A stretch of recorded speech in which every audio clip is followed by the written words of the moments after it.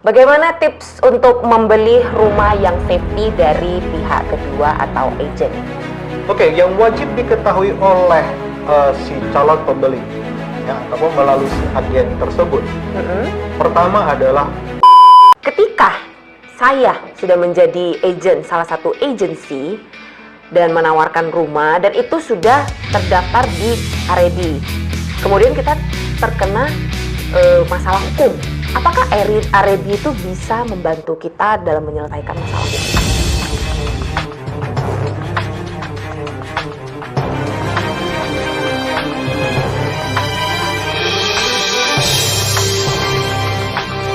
Saya Malen Kreatif bersama Ma Olive. Ini adalah podcast Amatalk. Memasuki tahun 2022, pastinya kamu punya segudang resolusi yang ingin kamu capai sepanjang tahun ini.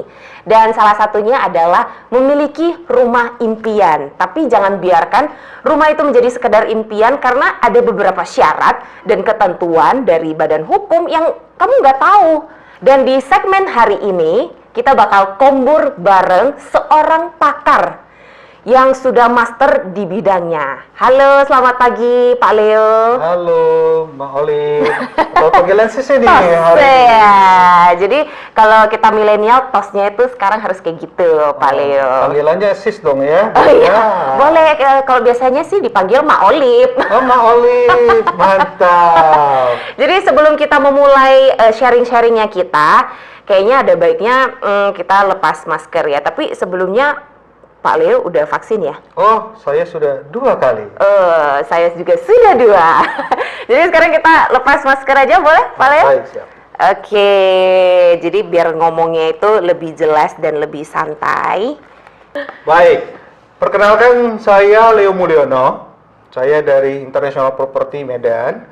Dan juga saya sekarang sebagai Ketua DPD REB Sumatera Utara.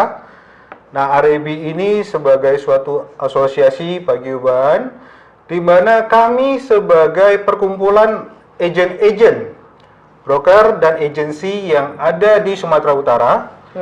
Dan di Indonesia sendiri sudah ada REB Pusat, DPP, yang dimana kami sudah, kalau di pusat ya Indonesia, sudah dibangun sejak 1992. Nah, kalau di Sumatera Utara tersendiri, kita sudah masuk tahun ketiga di bulan Maret ini. Oke. Nah, sementara kalau di Indonesia ini setahu saya sudah terbentuk 12 provinsi DPD. Akan menyusul 4 lagi, mudah-mudahan di tahun 2022 ini. Nah, kalau anggota REB ya, anggota REB itu berupa perusahaan-perusahaan agensi yang ada se-Indonesia, itu sekarang sudah lebih dari 1.200 anggota. Oke, Jadi, luar biasa ya. Kita menasional seperti itu. Tapi kalau orang awam ini ya Pak Leo seperti saya masih kurang paham itu apa sih itu REB? Iya. Kenapa itu dibentuk dan apa sih kontribusinya kepada masyarakat awam? Oh, bagus. Jadi mungkin saya kilas balik seperti itu ya. REB ini dibentuk dulu oleh para senior. Ketika itu pelaku-pelaku properti agency, pelaku broker, kemudian sering berkomunikasi dengan developer-developer yang ada di nasional ya, di Jakarta waktu itu. Jadi kita lihat, baik itu masyarakat, baik itu developer, baik itu kami waktu itu sebagai pelaku-pelaku property agency, butuh suatu sinkronisasi. Broker butuh informasi daripada developer, kemudian masyarakat butuh informasi dari agent. Namun, bagaimana caranya kita bisa buat semua itu yang terbaik, baik untuk masyarakat ataupun calon pembeli, baik untuk developer melalui agent. Nah, bagaimana cara itu? Akhirnya kita coba diskusikan, dibentuklah yang kita namanya REB, Asosiasi Real Estate Broker Indonesia.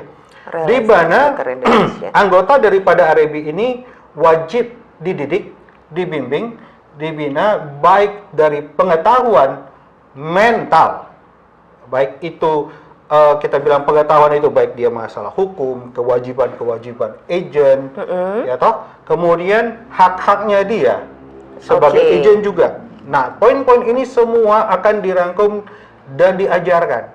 Dan RAB ini juga sebagai suatu mediasi, ya, daripada agen-agen yang ada baik itu di daerah, di kabupaten dan segala macam. Mereka juga memiliki hak-hak ataupun kewajiban-kewajiban yang kadang-kadang mereka melakukan kewajiban, haknya mungkin nggak kedapatan. Oke, Ataupun benar. hal-hal begitu banyak yang di lapangan yang bisa terjadi. Tapi mereka tidak punya jalur, tidak punya kemampuan untuk menyampaikannya kepada yang lebih tinggi. Baik itu di daerah atau sampai ke pusat misalnya. Oleh karena itulah dibentuklah asosiasi RAB ini, di mana agen, baik itu yang ada di pelosok pun, memiliki kesempatan untuk mengetahui hak-haknya, untuk mendapat pengetahuan atau ilmu-ilmu yang mungkin baru daripada pusat, karena peraturan-peraturan baru, dan bila mana dia ada hak yang nggak tercapai, dia juga bisa disampaikan melalui RAB. Oke, Nah, berarti RAB ini sebagai perantara gitu ya? Sebagai, bukan perantara sih sebenarnya, Bukan itu perantara. adalah kita suatu keluarga, property Keluarga, agency, dalam bentuk suatu yayasan yang memang sementara ini RAB merupakan yayasan yang sudah diakui Oke. secara nasional oleh pemerintah. Oh, seperti itu. Berarti memberikan edukasi. Edukasi, ya, sebagai keluarga melindungi mereka juga Melindungi bisa. juga ya. Betul, betul. Berarti memang hebat banget ya RAB ini ya, kontribusinya sangat besar kepada orang-orang yang seperti kita yang pengen beli rumah tapi nggak tahu nanti syaratnya itu seperti apa. Berarti nanti kalau kita menjumpai Pak Leo sebagai ketua RAB, bisa gitu mendapatkan jabaran-jabaran syaratnya itu seperti apa. Wah, mungkin kalau kita sebagai ketua, saya juga ngakui di Medan, di Sumatera Utara dan di daerah lain itu juga ada pengurus-pengurus lain yang jauh lebih senior dari saya. Oke. Jadi mungkin beliau-beliau ini sibuk, saya diminta untuk melakukan tugas-tugas tersebut sih, seperti itu. Jadi kalau di Sumut sendiri kita ada 19 perusahaan yang sudah bergabung. Dan saya percaya 19 ini ada yang pengalamannya jauh lebih senior dari saya. Oke. Mungkin masing-masing ada pengalaman berbeda-beda, pengetahuan yang lebih masing-masing lebih kita bilang lebih spesial di masing-masing ya. Itu boleh. Anda boleh bertanya kepada saya, selama ilmu yang saya ada, saya siap untuk membagi kepada kawan-kawan. Tapi kalau saya bilang, saya ini masih termasuk junior. Kalau ada ilmu ataupun informasi yang saya tidak ketahui, saya akan bersedia membantu bertanya kepada yang lebih senior. Ataupun Anda boleh pilih, ada pengurus-pengurus lain di RAB Sumatera Utara. Anda boleh kontak dan boleh bertanya. Saya rasa semua pengurus, semua kawan-kawan di RAB, orangnya semua rajin memberikan ilmu, apapun yang Anda inginkan. Berarti kita kalau mau konsultasi itu ke siapapun bisa gitu? Betul, boleh. Selama, ingat, yang diajari Anda juga harus pelajari. Betul atau tidak, Anda harus analisa. Jangan dimakan semuanya secara bulat-bulat, seperti itu. Tapi dari semenjak Bapak Leo ini menjabat sebagai ketua RAB, kira-kira seberapa besar awareness, kesadaran dari masyarakat kita itu tentang pentingnya kita mengetahui ada si RAB ini gitu? Baik, boleh kita akui Medan ini agak unik ya, pertama. Jadi Medan ini kita bilang ikatan kekeluargaan sangat erat banget. Benar-benar. Ya, RAB memang di Indonesia sudah berumur lebih dari 27 tahun. Di Sumatera Utara baru 3 tahun. Bisa dikatakan yang senior di Jakarta sudah bisa meloncat, kita di Sumatera Utara memang baru belajar merangkak. Ya, 3 tahun yang lalu ketika saya menjabat di Maret, kita berjalan hampir setahun, kita sudah ketahui muncullah di November pandemi. Memang suatu mungkin suatu tantangan yang sangat berat sih untuk kami. Apalagi kita tahu, ketika pandemi awal-awal, semua perekonomian bahkan bukan hanya di Indonesia ya, bahkan di dunia, Iya, benar, di dunia. sangat terganggu. Ya, pertumbuhan sangat rendah, ada yang sampai di negara lain sampai minus, segala macam. Namun, saya akui, Sumatera Utara, pertumbuhannya sangat hebat. Perekonomian perkembangan properti di Indonesia, terutama di Sumatera, boleh dikatakan jauh lebih cepat berkembang daripada daerah lain. Wow. Kenapa? Ketika di daerah lain, properti masih kita bilang bergeraknya sangat lambat. Di Sumatera Utara mulai muncul. di tahun 2022 awal, ketika properti di tempat lain masih belum begitu lancar, kita sudah mulai bisa menjual proyek-proyek properti yang harganya di bawah, ya kita bilang 200-300 jutaan, itu sangat lancar. Oke. Lumayan. Kemudian di tahun 2020 akhir 2021, kita bisa lihat ada beberapa proyek, mega proyek yang muncul di Kota Medan. Itu pun lumayan perjalanannya. Contoh, ada proyek Savana 600 hektar di arah Jamin Ginting. Muncul lagi Vienna juga 18 hektar. Ada proyek Princeton apartemen. Kemudian Ciputra di Helvetia. Iya benar. Kota Delhi Metropolitan. Itu penjualannya juga satu hari sold out. Satu hari sold out. Itu Luar hebat biasa. sekali. Luar biasa sekali Kota Medan. Jadi untuk pertumbuhan perekonomian, saya percaya orang Medan ini karena dari dulunya rajin nabung, makanya bisa. Makanya Kalau dari bisa, dulu ya. dihambur-hamburkan nggak akan mungkin. Saya kasih jempol kalau perlu 2 ataupun 4 untuk Kota Medan. Oke. Hebat sekali seperti itu. Berarti dengan tinggi atau cepat pesatnya pertumbuhan ekonomi di Sumatera Utara itu apakah menjadi pertanyaannya itu apakah mereka tahu kalau mereka berkonsultasi dulu dengan Arebi sebelumnya? Nah, poin itu memang saya harus akui. Kalau dulu para pelaku ekonomi di Medan, mereka lebih percaya namanya keluarga, teman. Oke. Namun sayang, semua orang yang kita bilang percaya, kawan dan segala macam itu, kebanyakan sebagai agen properti dadakan. Belum tentu dia mengetahui apa sih yang seharusnya menjadi kewajibannya, apa sih yang menjadi hak daripada customernya. Itu mungkin 1-2 lancar, tidak ada masalah. Tapi bila mana terjadi sesuatu, kita harus tahu apapun itu berhubungan dengan hukum. Nah, hukum ini bisa memberikan efek yang jelek kepada siapa? Apakah ke agent, apakah ke si pembeli, ataupun ke penjual ataupun developer. Hal ini yang kadang-kadang orang awam itu belum mengetahui.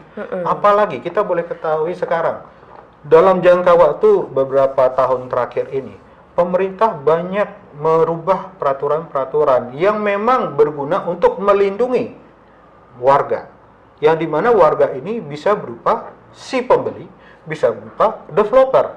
Yang dimana peraturan baru-baru ini kadang-kadang kami pun masih menunggu ataupun masih mendapat informasi dari pusat, bukan diketahui secara instan. Oke, baik. Jadi akhirnya kalau agen itu tidak tahu melakukan kesalahan, yang rugi siapa? Si agen rugi, si pembeli pun rugi. Jadi nggak akan ada untungnya. Adalah bagusnya kalau Anda, siapapun yang mau belajar jadi property agency, jumpai kita. Bertanyalah kepada kita. Mungkin saya nggak bisa bilang kami, baik saya ataupun kawan-kawan saya itu paling tahu, tidak. Tapi mungkin kami duluan tahu sesuatu yang kalau memang ini bisa berguna untuk kawan-kawan semua, yuk datang saja, bertanya. Kami pasti bersedia untuk memberitahukan. Kalau perlu, gabunglah bersama kita. Apapun itu, Anda akan dapat informasi yang jauh lebih cepat dan lebih akurat daripada kita bilang mungkin isu-isu yang ada di luaran seperti itu. Oke, aku juga pengen tanya nih Pak Leo, kalau di Medan sendiri ya, kita kebanyakan kan memang kalau mau beli rumah itu menjumpai agen-agen yang bisa dibilang ada beberapa agen bodong. Nah, agen yang bisa bawa kabur tuh duitnya kita. Jadi tuh gimana ya sebagai orang awam kita harus tahu agen-agen yang baik itu yang baik dan benar gitu, agen yang seperti apa gitu. Oh, ini sudah banyak belajar, banyak tahu. Ini pertanyaan bagus. Nah, memang agen itu seperti tadi, agen bodong. Saya nggak bilang mereka bodong banget sih. Cuma kadang-kadang agen itu masih saudara sendiri dan segala macam, atau tetangga atau seperti itu. Tapi mereka itu tidak dapat suatu informasi dari awal. Mereka tidak dilatih, mereka tidak punya izin yang jelas. Dan agen-agen seperti ini rata-rata tidak memiliki namanya badan hukum. Akhirnya apa? Kalau terjadi sesuatu, kita nggak punya sesuatu yang bisa pegang. Kita nggak punya sesuatu yang kita bisa kontrol orang ini. Kenapa? Contoh satu. agent seperti tadi, tetangga. Kalau ada apa-apa dia lari, Anda pun susah. Ya, seperti itu. Tapi anggota-anggota agent yang bergabung di RAB itu wajib memiliki beberapa. Pertama, property agency itu harus memiliki badan hukum yang jelas, yang sudah diakui. Oke. Kemudian, agensi ini wajib memiliki 2 orang tenaga ahli. Tenaga ahli ini pun harus melewati suatu ujian kompetensi yang dimana LSP sebagai panitianya atau yayasannya itu merupakan yang ditunjuk oleh pemerintah. Contoh kita bilang paling mudah, mungkin kita bilang izin kompetensi atau sertifikat kompetensi property agency yang dikeluarkan oleh LSP. Hal ini mungkin masih awam sekali, belum pernah didengar di Kota Medan. Tapi saya percaya semua orang pasti tahu Anda wajib punya SIM untuk bawa mobil. Benar. Kalau tidak ada berarti Anda sudah melanggar hukum. Seperti itu toh? Iya. Sama, property agency itu wajib memiliki satu sertifikat kompetensi yang dikeluarkan oleh badan LSP. Di mana badan LSP ini akan memberikan informasi dan aturan-aturan yang diwajibkan dimiliki oleh si agent tersebut. Kalau dia tidak bisa melewati ujian tersebut, berarti Anda belum cukup ilmunya, belum cukup syaratnya. Jadi itu wajib. Satu perusahaan, kembali lagi, satu perusahaan badan hukum, berupa perusahaan agensi harus terdaftar di RAB yang wajib memiliki 2 orang saksi. 2 orang ahli properti. Kalau tidak bisa. Jadi ini yang terakhir nih Pak Leo. Bagaimana tips untuk membeli rumah yang safety dari pihak kedua atau agent? Baik, mungkin kalau kita bilang melalui agent itu sebagai mediator. Nah, pihak kedua itu mungkin bisa sebagai developer ya, ataupun second itu berarti dari pemilik ataupun investor lama. Yang wajib diketahui oleh si calon pembeli ya, ataupun melalui si agen tersebut. Pertama adalah suratnya.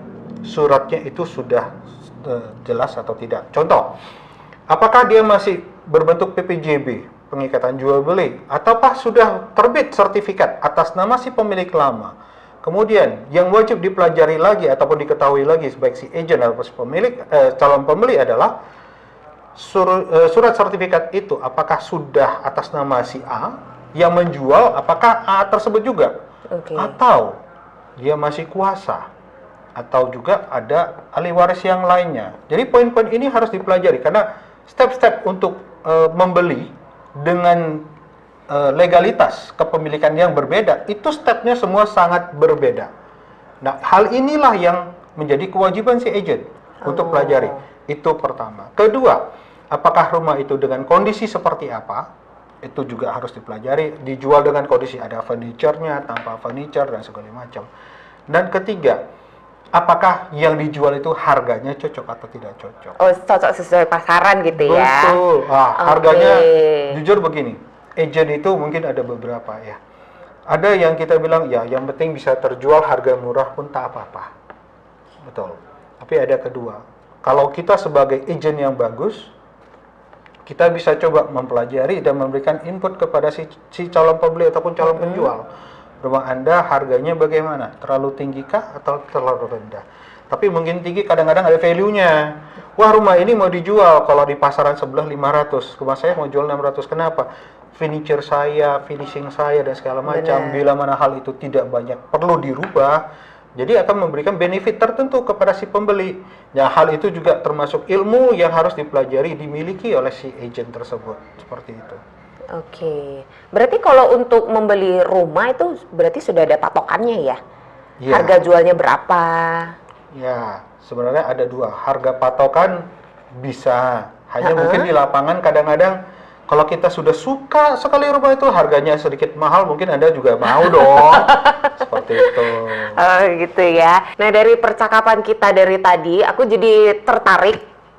Jadi pengen menjadi agent properti. Selamat dulu deh. Mantap. Keren banget ini soalnya. Jadi yang pengen Olive tahu, ketika saya sudah menjadi agent salah satu agensi dan menawarkan rumah dan itu sudah terdaftar di RAB, kemudian kita terkena masalah hukum apakah Arebi itu bisa membantu kita dalam menyelesaikan masalah hukum? Baik, itu juga akan menjadi salah satu keuntungan bagi siapapun yang bergabung di perusahaan-perusahaan yang bergabung di bawah agensi, berarti kan satu keluarga. Nah, untuk perlindungan itu tetap kita akan ada, tapi memang mengikuti aturan-aturan yang sudah ada. Oke. Ya. Nah, untuk mendapat perlindungan yang paling maksimal, makanya dari awal, Arebi akan memberikan bimbingan, pendidikan, informasi kepada si agent, apa sih yang wajib Anda lakukan. Ketika ada data produk yang memang mau ditawarkan, baik itu secondary ataupun dari developer, apakah yang menjadi hak Anda sebagai seorang agent untuk mendapat informasi awal daripada mereka, ya, baik itu sertifikasi surat dan segala macam, statusnya bagaimana, status hukum si aset yang mau dijual juga Anda berhak untuk mengetahui terlebih dahulu. Kenapa? Jangan sampai ketika kita sudah menjual barulah muncul klausa ini, pasal itu, akhirnya kita ikut terlibat. Benar. Oleh karena itu dari awal kita wajib memiliki sertifikasinya ini dan itu semua harus kita pelajari, itu akan diajari sih oleh Arebi. Ya. Setelah itu Anda juga diajari bagaimana menandatangan kepada si penjual, apakah secondary developer, apa yang menjadi hak Anda, apa yang menjadi kewajiban Anda, dan apa yang menjadi hak mereka sebagai penjual, developer maupun secondary, dan apa yang menjadi hak mereka. Secara tertulis ketika Anda lakukan, bila mana sesuai dengan aturan yang sudah ada, bila mana kita bilang si developer secondary melakukan pelanggaran, ataupun mereka menuntut Anda, itu sangat mudah dibuktikan. Oleh karena itulah, dari awal kita diajarin seperti apa dan apa yang harus kita lakukan.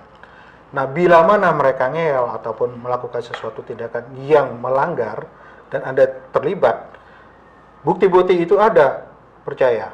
Kami dari baik itu daerah sampai ke pusat, kita memiliki pengalaman dan memiliki kuasa hukum, pengacara yang memang bekerja sama dengan Arebi.